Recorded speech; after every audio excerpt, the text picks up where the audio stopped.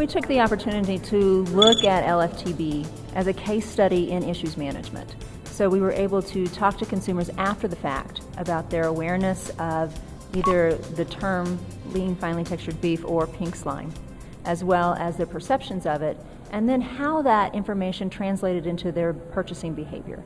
So what our research showed us is that while awareness was very high and the perception of the term pink slime, which is not a good term for our industry, pretty much registered as an ick factor for consumers, overall purchasing behavior did not change that much. So they were concerned about it, but it didn't translate into what they did in the grocery store. We used that opportunity as we were talking to consumers to share true and false statements with them and ask them if they were true or false and get an idea of what they really understood about it. And we indeed did find that they had some information, they understood the issue fairly well, with some misconceptions in place that were important misconceptions, the biggest one being that they didn't understand that it was 100% beef. And that was to the detriment of the industry, absolutely, when products was pulled from shelves. We also took factual statements and shared them with them and asked them if they found those statements believable or not believable, and if those same statements eased concerns or raised concerns.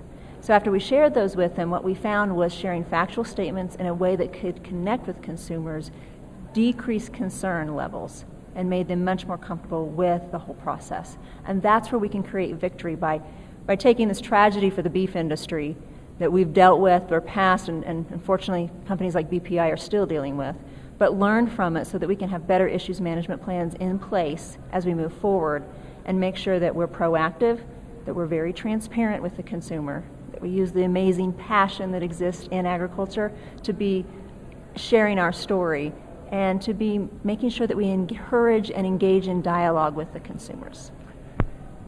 It was encouraging to see that some of the factual information, and I know that some of it didn't register as well with consumers as we might have thought, but right.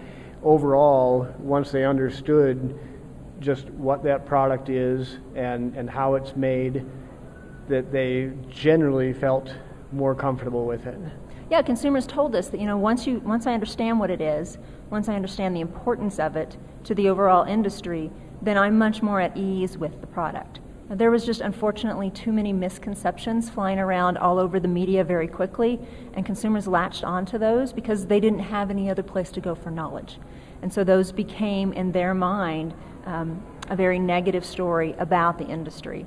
And when we could share those factual statements in a way that they could connect with, talking about the fact that the ammonium hydroxide process is similar to what's used in cheeses and in chocolate, then that's a way consumers can say, okay, I get this. I'm not giving up my chocolate, and I don't need to give up my beef either.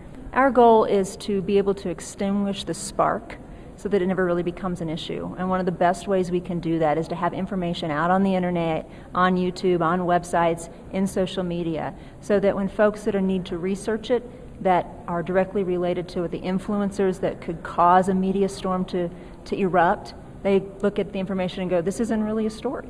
This isn't really an issue. Because we have good practices and we have reasons for doing those good practices in agriculture and in the meat industry, and we just need to explain them better.